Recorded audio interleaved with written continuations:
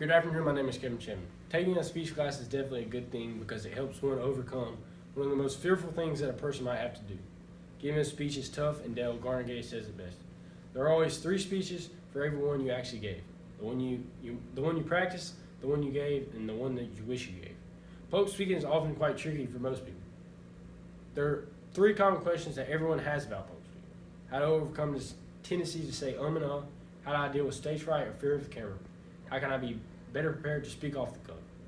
Going back to the first question, how do I overcome a tendency to say and So why do you say and People say and as filler words. They use them as filler words. The simplest answer is that we have been conditioned to answer questions immediately from an early age. For example, when parents asked us a question when we were young, we would answer immediately to show respect. Some people that argue that filler words serve an important purpose, such as making a speaker sound more natural or real. In fact, Michael Rayrad wrote a book on this very subject. But just because filler words are fairly common in everyday speech, it does not mean that they are useful. This basically means just because everyone does it does not make it right. When you use a filler word, you're often thinking out loud. The best way to tackle this is to pause. I know it's easier said than done because this is what I struggle with personally. How to fix your problem. It may feel unnatural to pause, but it is the only way to get rid of the and uhs. The only way to do it is just practice what you're going to say over and over, so you become comfortable with what you're going to say and how you're going to say it. Going to the second question: how do I deal with stage fright or fear of the camera? Hugh Jackman and Anne Hathaway, both are famous actors, and they even struggle with fear. They even struggle with fear of the camera. Their the tips they gave on how to deal with it. Number 1, don't overthink the situation. Just go out there and do it. Second thing, practice ways to calm and relax your mind and body, such as deep breathing. Third thing is the most important thing. They said just to practice. Third question, how can I be better prepared to speak off the cuff? Here are some of the top tips for speaking off the cuff. Have structure. What do I say? What do I not say? A note card is a good way to help you have structure because it lays out the main points. It often has an introduction, 2 or 3 supporting points, and a conclusion. With these on paper, it is an easy way to fill in the details with stories and examples and statistics. Second thing, put the punchline first. The cardinal rule of communication is punchline first. Any presentation should have a clear thesis stated up front so that listeners can easily follow and interpret the comments that follow.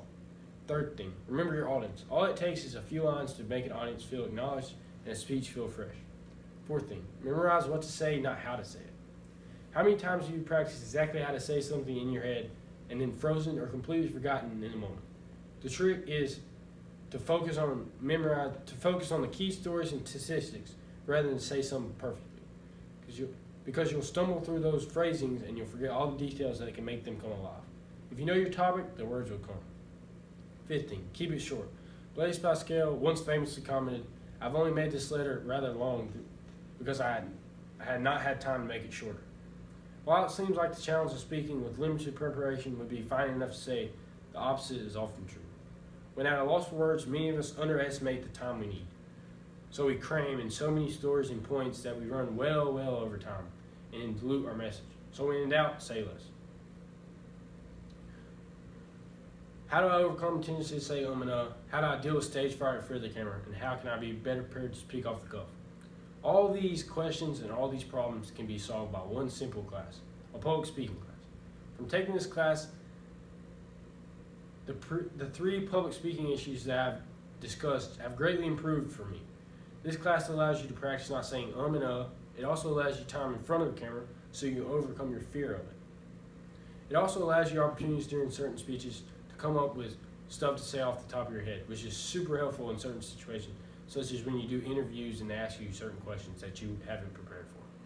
The main thing with all these questions that you have to do is practice, and that's the only way to improve your public speaking skills. Public speaking skills is just to practice. A public speaking class allows you time to practice, but not only that, it allows you time for guidance from a person who is skilled in public speaking. This is why everyone can benefit from taking a public speaking class. Thank you.